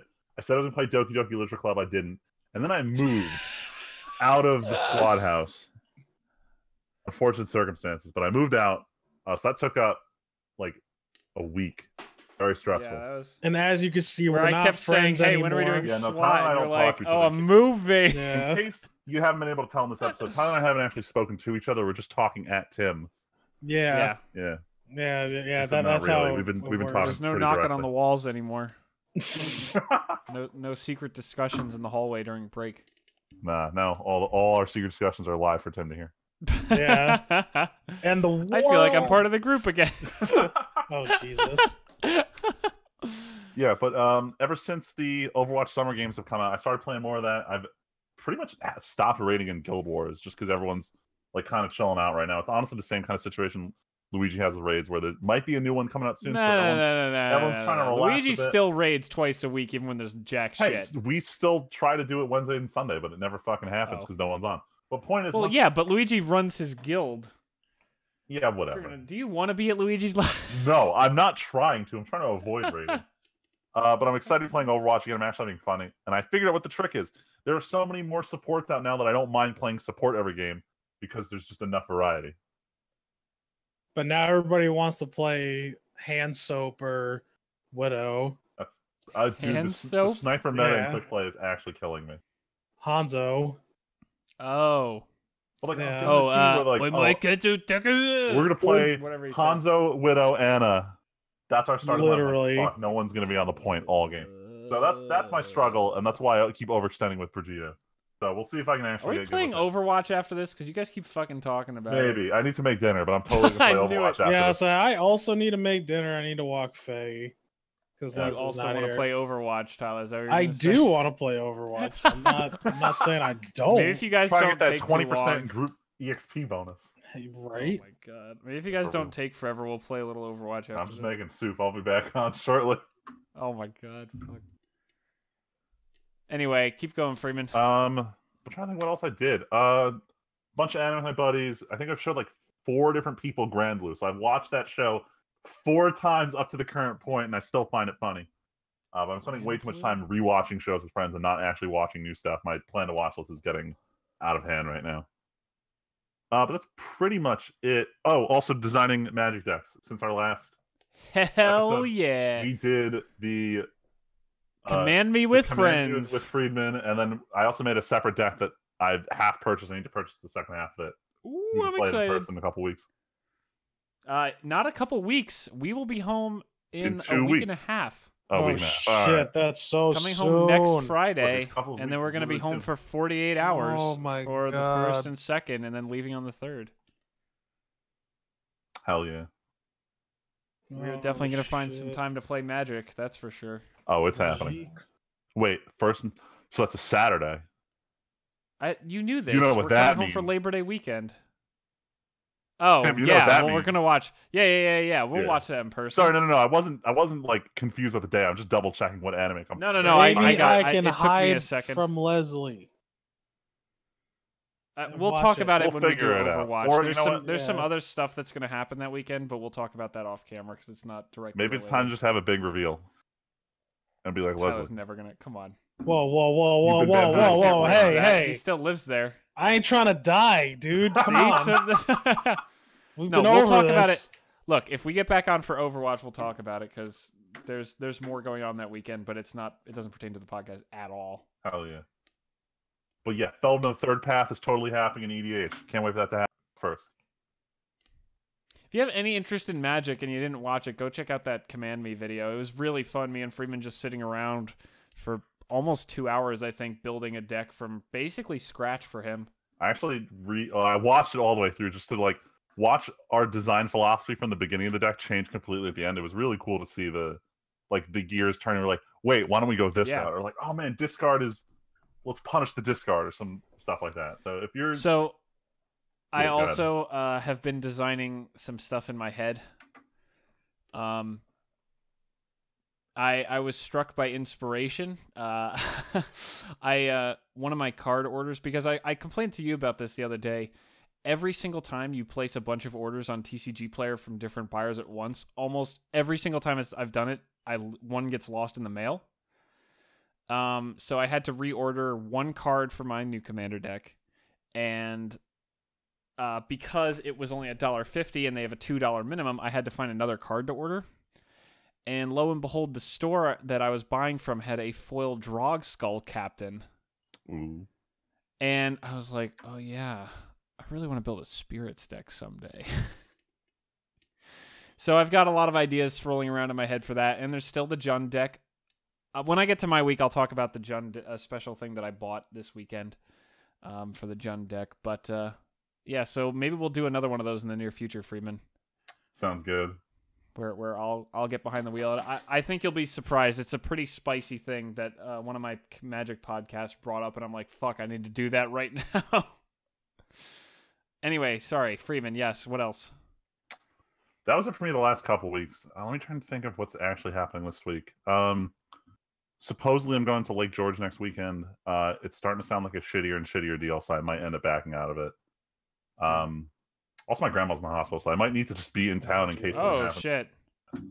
So I don't know what's happening. I had planned on nothing going on, basically just seeing you guys for D&D on Thursday and then disappearing for 3 days. Shit. But we'll see. If not, just a lot of Overwatch. Overday. SWAT. Actually, yeah, I'm around this week and we play SWAT. Yes. Ooh. Well, Tyler, what about you? Since we keep dodging the SWAT bullet, what have you been up to? Well, Freeman moved out, so that Sad sucked. day. I'm trying to beat Doom. What else? I bought. You could have beat Doom during this podcast. It's so. Listen, I know. All right, I know, and I need to get back into Octopath. Like, there's all the I keep getting into stuff, and things keep getting put in the backlog. It's terrible. The life right now is a mess. What else? What happened? Oh yeah, I bought guns, so that's cool. Need to stop doing that, Tyler. No. Well, I think the last time I was in the process. Last time I talked to everyone, but now I finally got them. Oh my god. Yeah, it's great. What did I tell you? What I got, Tim? I do not remember. I got a M&P Sport 2, which is an AR-15 model. No, listeners, I am not a terrorist. Okay, they're fun. My brother has one. Yeah, right there. Well, I mean, and he's in the service. So yeah, exactly. Yeah, things are. No, I mean, he nice. owns never mind. I bought a new charging handle for it, and I need to get a new stock. And I also bought a 6-hour SP 2022 9mm. It's a pistol, and they're both a lot of fun to shoot. And I've been shooting 3 times since I got them. If you ever want to go shooting, let me know. I was able to get a lot of surplus ammo online, so it's even better. Oh, my dad also buys ammo fucking constantly online. Shit, then he knows. Me and your dad should go shooting. You mean your dad should go shooting. Dude, no joke. You would be my dad would say Tyler should be your best friend now if you went shooting my dad. Tyler should be your best. Well, that's what Leslie's dad thinks of me too. He's like, yeah, Tyler shoots. That's awesome. Tyler shoots. That's awesome. Yeah, me and Leslie's dad talks about. I might join the same gun club that he does now because. Damn. Well, because it's bullshit. So you go to the Randolph shooting range that's over here, and it's $20 a trip, right? It's ridiculous, and then 15 extra if you want someone to share the lane with you. this But, place so that. for like 15, if you want to just bring someone along with you who's not shooting. Oh yeah. Oh no, they shoot too. Anyone who goes Yeah. into the range is also like Oh, so everyone 20 is for the first considered a person, shooter. 15 for each additional. Yes, Okay. which is ridiculous in my opinion. And bless, and like that also, like you're not counting targets, all that other shit that you have to buy. Like a standard trip, even if you have your own guns, can run you almost $100. But this new place, well, I guess it's not new, but this place is like an outdoor range, and it's $50 for the whole year. Damn, nice. And you could also get a guest pass for $50. So you can bring anyone you want with the guest pass. So for $100 a year, you can go as many times as you want. Yeah, you have Yeah. to go 5 times for it to be more worth it. Yeah, the memberships that they have at RTSP is like, I did the math. You have to go at least twice a month. Damn. Yeah. So Do you prefer fuck outdoor or that. indoor ranges? I prefer outdoor ranges a lot more. You have to call ceasefires a lot, but it's better than indoor, in my opinion. I see you're a man of gun culture as well. Yeah. Yeah. Well, you go into an indoor range, right? You go in. It's fucking loud. It's loud. Yeah, it is. You got, like, you're cramped, right? Because you got your shit, like, you got your rifle stuff and your targets, and then the other dude next to you's got all his shit. You feel like you don't have enough space. It's too much. It's too much. Like, I don't, you got all these rules and you're limited to a time, but like most outdoor ranges, like, you just go, you set up your targets, and you just do whatever. You have all the space that you need. It's just nice. Like I don't feel pressured to do anything. Like there, it's like, all right, I got like an hour or whatever. Like I think I went to the range with my buddies from work, and we ended up actually running out the time. Damn. Like we were like my one buddy loaded up my magazine, and like right as he was about to shoot, the lane shut down. Oh. Yeah, so it was just like, wow, all right. Yeah. But yeah, enough of shooting. So as most people know, as you guys know, I am a contractor for my as my current job status. I recently interviewed for a full-time position at the hospital, so hopefully I get that. Good luck. Yeah, I'm gonna need it after I was accused of wait for it, stealing. Yeah, I remember this. Yeah, oh, boy. Did I tell you about this, Tim? Yeah, you told me about it a little bit. I think you told both. I think I told. Yeah, you told both of us. Yeah. Okay. Yeah. Yeah. It was that night we did Overwatch for a little. Oh, I thought it was on D&D night we talked about it. Yeah. I don't know. Either or. But, no, it was. I think. Yeah, which sucks because the next home, day, that very next day was my interview.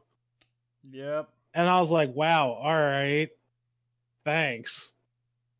Yeah, listeners, I'm salty. I wouldn't steal a crappy shitty processor, literally waste my job away. Nah, apparently I'm too dumb for that. But that's okay. See, Tyler, the sucky thing for you is that you know that there are people who would. Yes. There are people who would. But so here's the important thing. So when the security officer came and took my side of the story, I told them, like, yo, this is our protocol. And like, I didn't say out front, like, this is how shitty it is. But like, I told her, like, hey, here's why there are some inconsistencies in how you could possibly not prove that, any one of us took it. Mm-hmm. And so she told, like, I was in the room when she was like reading back the notes she took in front of my boss. My boss was like, like mumbling to himself. I'm like, damn, this dude actually wanted to get me fired. Mm-hmm. This is fucked up. Yeah, see, it goes to show you. You always got to cover your ass. But yeah, careful so careful out there. Or my dad always says CYA whenever I'm writing a report, cover your ass. Hell yeah. Yep. Yeah. All right, Tim. What do you got going on? What have you been doing? I've been doing a lot. A lot of Yakuza stuff. 0, I've seen. We have a lot of shit on the channel that at least was happening recently. I guess outside of the channel, really not much. It's been a slow few weeks. I've been trying to put together people playing Commander every weekend, and it doesn't really happen, or with the same 3 people who I'd rather find more people to play with again. Trying to organize SWAT. Yeah, so Tyler's supposed to be saving the channel stuff for the end. What? Shit. I don't know, Don't man. let them know that we're playing SWAT. We can't let them know. No, but no, because I want to, because there's a lot of video stuff to talk about. Actually, though, in the thing that I wanted to talk about, the awesome Commander stuff. So Saturday, I told Val finally that had decided, because I've been trying to do these Saturday games, and even though I created this group for local people, it just doesn't happen really. So I finally took a trek to a store about 40 minutes away, to the west, and they start at 6, so I didn't end up getting home until like 11:40. Damn. But I had a lot of fun. It wasn't perfect. I unfortunately got stuck with a dickhead for the first 2 games out of 3 that I played. Or 3 or 4? 3. But it was a lot of fun to play Commander with new people again. I saw some cards and commanders I hadn't seen in person before. So the thing I told these guys before the show was that I met my clone. There was I played with 2 guys for my first 2 games, and then the dickhead went outside, didn't play for a while, and then we had the other guy from my first 2 3-person games, and then 3 other people join us. And one guy sitting across from me died really early on and noticed that I had some bling on my side of the table. Oh my god. And I was like, oh. And no, this old also, thing? No. So I had seen him play Freeman. He had, since you'll understand this a lot, how funny this is a lot more, he had a Kess deck, and he had a Vivictus Asmati deck. Oh my goodness. He was literally me. This is spooky. So I'm like, oh, I saw. No, actually, so the reason I took a break was because him and 3 other people were playing a game, and one of them stepped out. So those 3 joined. Him and 2 of the people joined me and the other guy. During that game, he shows me his Kess deck, and it's a Storm deck, but he's got some cool old cards that I know are pretty expensive. And I'm like, okay, you want to see my Kess deck? So I plopped down my Kess deck. He's like, oh no. Whoa. He's like, oh my god, you have this? And he shows me the Soul Ring, and I'm like, yep. Oh my god, yeah. So I'm like, this guy appreciates things. Oh, so you guys were just jerking each other off. That's nice. That's nice. It was great. So I'm just, and he died really early, so this game's going on. So I just, oh, you're done looking at this deck? Look at this deck. Look at my Angel deck. Look at my fucking Artifact deck. Who are you? And I'm you, but foil. Jesus Christ. No. It was fantastic. We were like in sync already. And I was like, oh, you going to be there next week? He's like, probably. So I have to go back this Saturday. But the best part was near the end. While we're waiting for some other one of the 2 people, it was like this guy and girl couple. And I make a comment to him. He's like, he asked if Kess was my baby deck. And I'm like, yep. It's the only deck I would ever consider spending the money on original dual lands for. This is great. Val rolled her eyes so hard when I told her this. And wait, the guy next to me, I think. Sorry to derail the story. Yeah, I have fetches. All right, cool. But the guy sitting to my left is the guy who was in all 3 games, and I think he worked at the store actually, and he's like, "Oh, what kind of duels would you get? Like, oh, price isn't that bad if you get like damage or something like that. Like, what kind of quality are you looking to get out of these cards?" And I don't even respond. I just point at the guy sitting across the table from me, and I say, "He knows." Goddamn, he knows. And he turns to the guy and goes, "Gotta be near mid." God damn it. And I'm just nodding, and he's like, so then the guy's response is, well, if you're going to spend that kind of money, why not just get a graded one and proxy it? And I'm like, and both of us start shaking our heads, and we're like, nope, you got to play with it. Jesus. So I high-fived him for that, because that was fucking perfect. It was one of the best things ever. That's weird. I don't know how I feel about that. Another Tim. It was pretty goddamn hilarious. Also, the reason this guy died so early is someone cast a card targeting his commander that says everyone can bid life to get control of the card, and he bid 25 life and then died in the next turn to someone attacking him. Damn rip. So this guy clearly knows what's up. It was fucking great. It was one of the best things I've had in a while. Other than that, I finally got to playing my other D&D game again.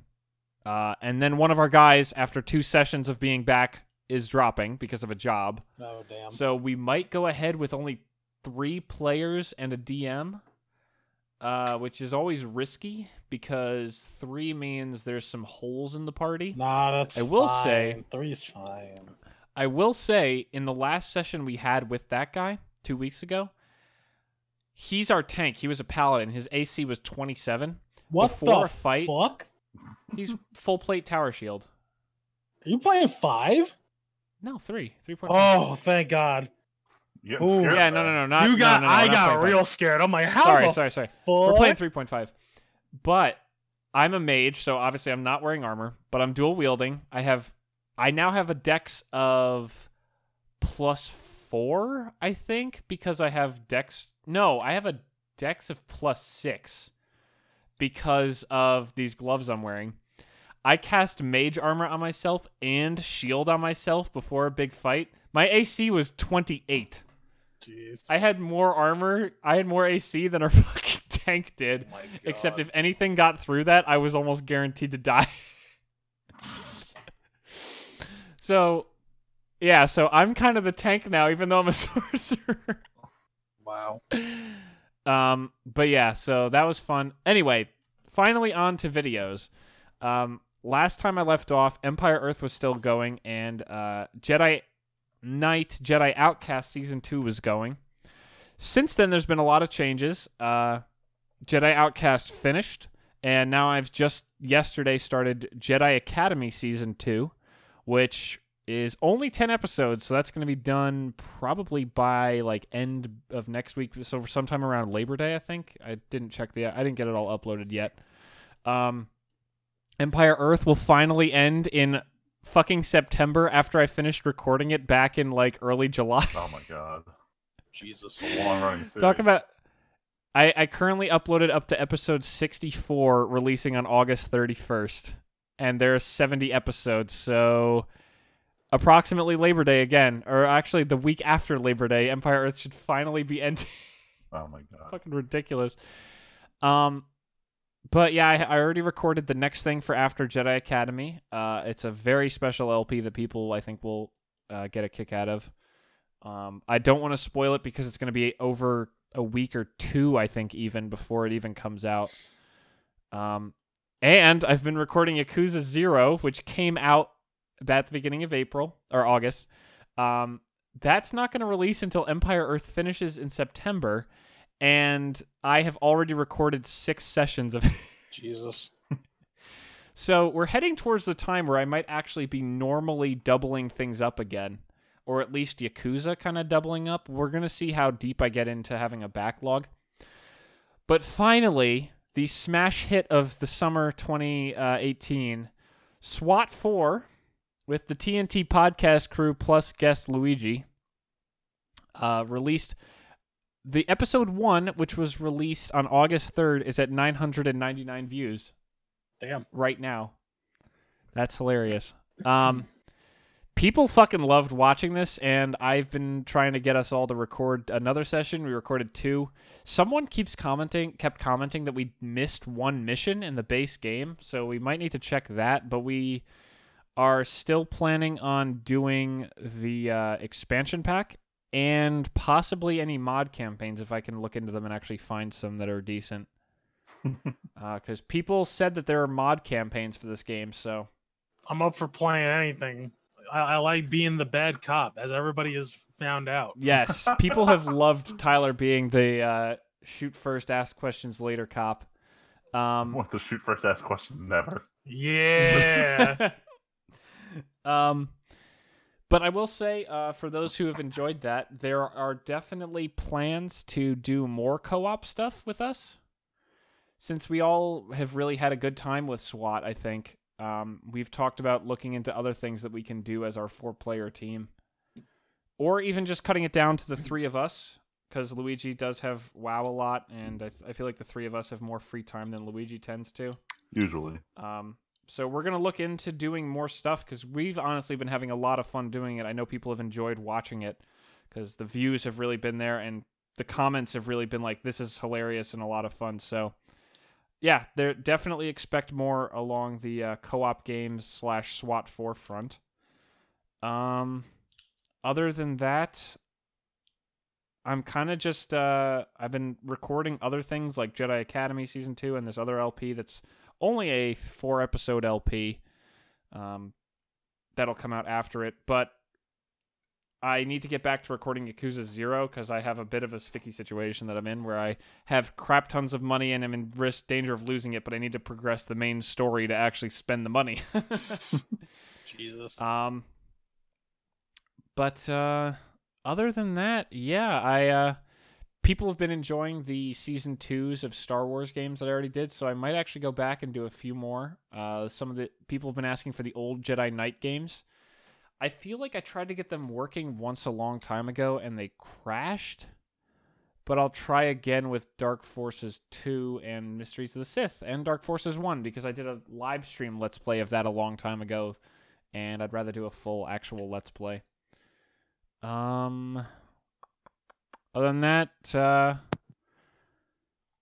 yeah, we're going home for Labor Day in a week and a half, so I wouldn't expect anything special recorded in person, unfortunately.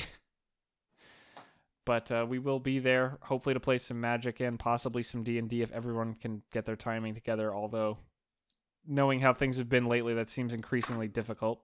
Press X to doubt. Press X to doubt. Damn. But yeah, I think we're finally going to end it here because it is 10 o'clock, and if we want to play Overwatch, we got to do that soon. Hungry. You guys got to go eat some food, yeah. And I got to take care of Aminals. Yes, that is also true. So I think we're going to end the podcast here. So thank you all so much for listening. I'm sorry we've been gone so long. Hopefully we won't take as much of a break unless we're recording SWAT. But until next time, my name is Timpedia. I'm Friedman. This is just Tyler.